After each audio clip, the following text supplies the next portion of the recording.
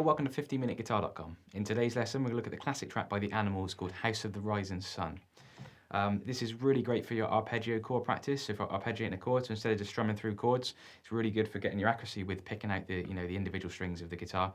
Really good for testing if you're hitting the right strings, if you're going low enough on the chord. It's really great for that. So we're going to start off with an A minor chord, so I'll just play you through the cycle bit so you can hear and see if you recognise the track. I'm sure you do, such a classic track.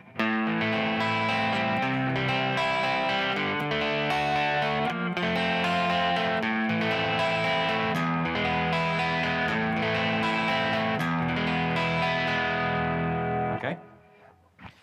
First chord you're going to need is an A minor chord. So that's going to be second finger on the second fret of the D string, third finger on the second fret of the G string, and your first finger on the first fret of the B string. Okay. What we're going to do is we're going to angle the pick downwards. We're going to pick the A string. We hit the A string and then we sweep our pick across the strings. Okay. To the B string. So we get to the B string. Once we get to the B string, we're going to angle the pick upwards and then come back E, B, G, angling the pick, coming back up on the strings there. Okay, so slowly, so I'll play that. So up to speed. Okay, so you get that real brush across the strings. It sounds really, really cool. Alright, so just practice that round slowly, just getting that technique right. Because once you've got that, you're going to be using that on all the chords going forwards, okay? Next chord you're going to play is C major. So we're going to go third finger on the third fret of the A string, second finger on the second fret of the D, open on the G, first finger on the first fret of the B. So just to reiterate that, so it's going to be finger 3, fret 3 of the A string, finger 2, fret 2 of the D string, open on the G, finger 1, fret 1 of the B. And then we're going to go. Same again, we're going to hit from the A string. And I sort of, on this one, I'm sort of going across to the G really. And then picking the E, B, G on the way back down. So from the A minor slowly. Next chord is D, okay, so that's going to be finger 1, fret 2 of the G, finger 3, fret 3 of the B, and finger 2, fret 2 of the high E string. And I'm going to hit this one down from the D string, so from string 4, so.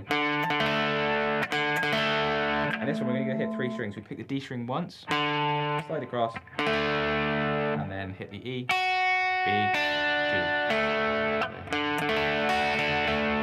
So let's put these 3 chords together, and this is exactly how you want to build this one up, piece by piece, chord by chord, okay? So here we go, nice and slowly.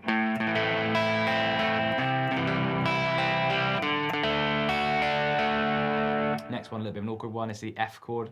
Got the partial bar at the top with fingers 1 on the B string and the E string at fret number 1, second finger on the G string, fret 2, and the third finger on the D string, fret 3, okay? And the hard bit about this is barring this one flat and then arching the finger up just enough to get the second finger across there cleanly. And what you want to do on this is a really great test, is just to go, test you've got that chord sounding nice and clear. So on this one, hit the D again, then strike down D, G and B, and then you hit E, B, G. As you can tell, it's the same theme on the top of each chord. So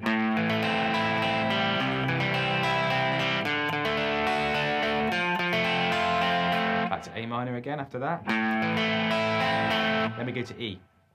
That's going to be second finger, second fret of the A string, third finger, second fret of the D string, and your first finger on the first fret of the G string. And then we're going to hit the low E string, all the way down to the G string, and then do that same pattern again with the E, B, G at the top. And then back to A minor. And back to E. So let's just play through that cycle slowly. So here we go. A minor, C, D, F, A minor, E, A minor, E. Okay, and then we go around again. It starts the verse now. Now on the verse, same again.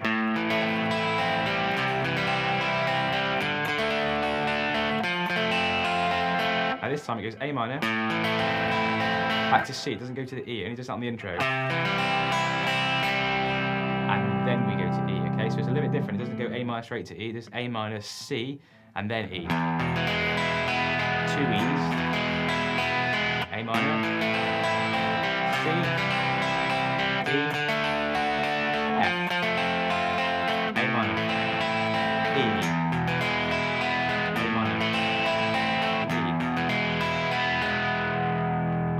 So here we go. I'll play it right from the top now, so you can hear the subtle change between A minor, E on the intro, and where it adds this extra C in on the verse. So here we go. Into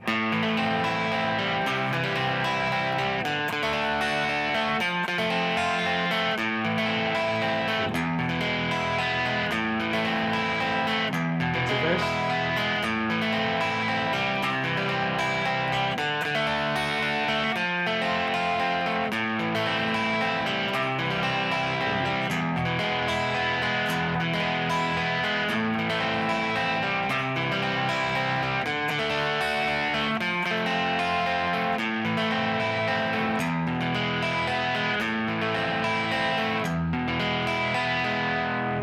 Now what I like to do, if I was playing this live, it's great. You know, if you've got two guitarists, that's brilliant. Get one of them to do the picking arpeggio bit and then one to do strumming through the chords. But what if I'm just one guitarist playing this live, or just, you know, just want to vary it a little bit because you're getting bored of doing that pattern, I just go into strumming. So, you know, you're doing this for the most part of it. Maybe the second or the third verse, you might go into like...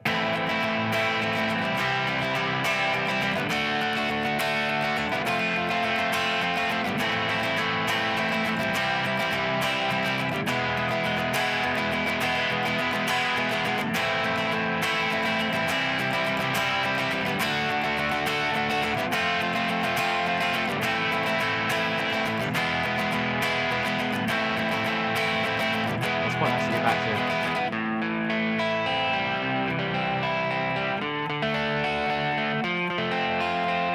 to. Okay, so it's nice just to vary it like that, because you might get bored of just picking the same arpeggiated pattern for the whole of the song.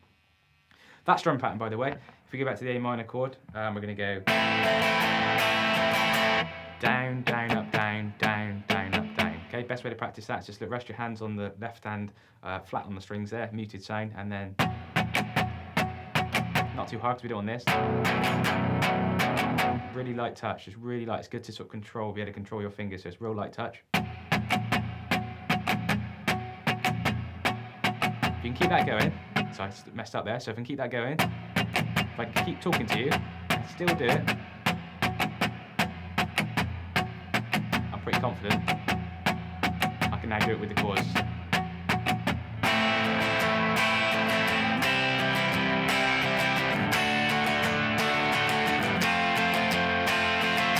One thing to say as well, we can always do, it's just a really common thing, in between our chord changes, so we can get our chords nice and synced and close together, we can do is like a sneaky little up strum as we change, so it's like...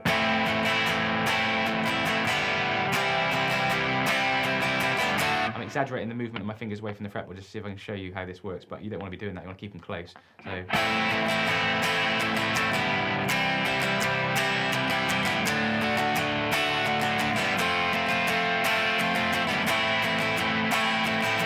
Okay, so I'm exaggerating the movement away from the fretboard, but you get the idea where you can just do a little up strum to give you some more time to change between one chord and the next. All right? Hope you enjoyed that lesson, guys. Don't forget to subscribe to our channel, and I look forward to seeing you next week for our new lessons. Cheers, guys.